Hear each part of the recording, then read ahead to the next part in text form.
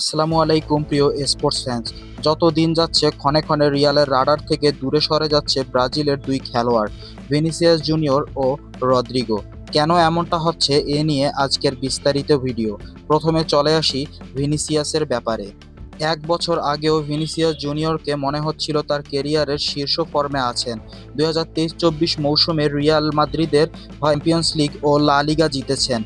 ৩৯টি ম্যাচে ৩৫টি গোল প্লাস অবদান রেখেছিলেন দলের সাফল্যে।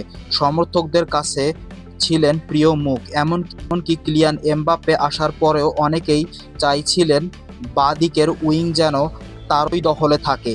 রিয়াল মাদ্রিদও উচ্ছ্বাসিত ছিল তাকে নিয়ে। সৌদি আরব থেকে প্রস্তাব এলেও বিক্রির কোনো প্রশ্নই ওঠেনি। নতুন মৌসুম শুরু করেছিলেন ব্যালন ডি'অরের অন্যতম ফেভারিট হিসেবে, কিন্তু ২৫ বছর বয়সী এই ব্রাজিলিয়ানের জন্য ২০২৪-২৫ মৌসুমটা ছিল ব্যক্তিগতভাবে হতাশার। একাধিক সূত্রের মতে ব্যালন ডি'অর না জেতা তার ওপর মানসিক চাপ তৈরি করেছে। গত ডিসেম্বরে ফিফা দ্য বেস্ট পুরস্কার পেলেও তিনি হতাশা কাটিয়ে উঠতে পারেনি। এছাড়া নতুন চুক্তি নিয়ে জটিলতা মাঠের পারফরম্যান্সেও প্রভাব ফেলছে।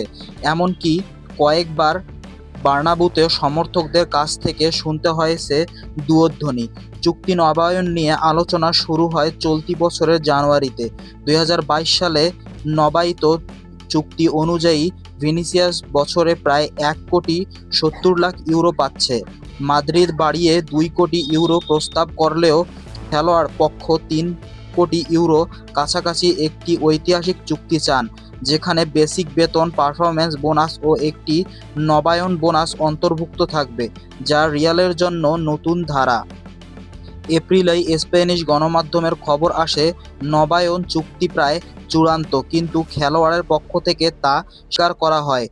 এখনও কোনো সমঝোতা হয়নি, আর মাদ্রিদ তাদের বেতন কাঠামো ভাঙতেও অনিচ্ছুক। এমন পরিস্থিতিতে নতুন কোচ জাভি অ্যালোনসো দায়িত্ব নিয়ে দলের জড়তা কাটিয়ে নতুন উদ্দীপনা আনতে চাইলেন। তবে ক্লাব বিশ্বকাপের সেমিফাইনালে পিএসজির বিপক্ষে ভিনিসিয়াসকে বেঞ্চে রাখার পরিকল্পনা করলেও ট্রেন্ট আলেকজান্ডার-আর্নল্ড চোটে সেই পরিকল্পনা বদলাতে হয়। এমবাপ্পেকে বাঁ দিকে রেখে ডান দিকে উইংয়ে খেলানো হয় ভিনিসিয়াসকে। এমনকি রিয়ালের একাডেমির গঞ্জালো গার্সিয়া খেলেন মাঝ বরাবর, যা এই ব্রাজিলিয়ান তারকার জন্য ছিল হতাশাজনক। উদীয়মানদের কাছে জায়গা হারানোর ভয়ও তার খেলায় প্রভাব ফেলছে বলে মনে করেন অনেকে। এদিকে মৌসুম শুরুর আগে অ্যালোনসোর ঘনিষ্ঠ মহলও মনে করছে ভিনিসিয়াসকে নিজের পারফরম্যান্সে উন্নত করতে হবে, নইলে তিনি রিয়ালের পরিহার্য খেলোয়াড়দের মর্যাদা হারাতে পারেন। এবার চলে আসি রদ্রিগোর ব্যাপারে।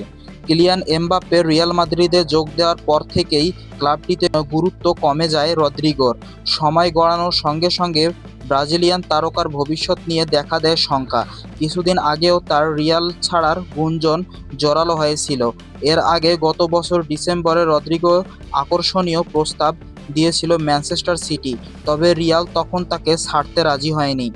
জাভি অ্যালোনসো রিয়াল মাদ্রিদের দায়িত্ব নেওয়ার পর দলের স্কোয়াড ঢেলে সাজিয়েছেন, যে কারণে শীঘ্রই দলের ৫ ফুটবলারকে বাদ দিতে যাচ্ছে ক্লাবটি। এ তালিকায় রয়েছে রদ্রিগো ও এনরিকের নাম। এদিকে নতুন মৌসুমে নতুন রূপে মাঠে নামতে যাচ্ছে ম্যানচেস্টার সিটি। ক্লাবটিতে স্যাভিনহোর ভবিষ্যৎ অনিশ্চিত। তার জায়গা নতুন কাউকে চায় সিটিজেনরা। স্যাভিনহোর পাশাপাশি গ্রিলিশও শীঘ্রই ক্লাব ছাড়তে পারেন। সংবাদ মাধ্যমের দাবি গ্রিলিশ এভারটনের যোগ দিতে যাচ্ছেন। অন্যদিকে স্যাভিনহোকে দলে নিতে চায় টটেনহাম। তার জন্য প্রায় ৬০ মিলিয়ন ইউরো প্রস্তাব দিয়েছে ক্লাবটি। এ অবস্থায় রদ্রিগো সিটিতে যোগ দেওয়ার গুঞ্জন আবারও ফিরে এসেছে। রদ্রিগোর বড় ভক্ত পেপ গার্দিওলা। গত মৌসুমেও এই ব্রাজিলিয়ানকে দলে নিতে চেয়েছিল তিনি, কিন্তু রিয়াল মাদ্রিদ তাকে ছাড়তে রাজি ছিল না।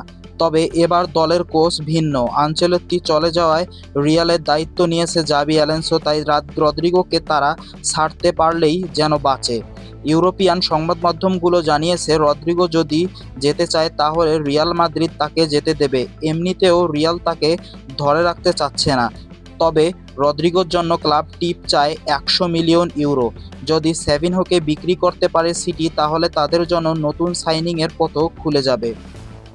এর আগে রদ্রিগোকে পেতে লড়াইয়ে ছিল আর্সেনাল ও লিভারপুল। বিভিন্ন সংবাদ মাধ্যমের খবর, আর্সেনাল এখনও রদ্রিগোকে নিতে চায়, তবে তাকে পাওয়ার লড়াই থেকে আগেই নিজেদের সরিয়ে নিয়েছে লিভারপুল। এখন দেখার অপেক্ষা শেষ পর্যন্ত রদ্রিগোর নতুন নতুন গন্তব্য কোথায়।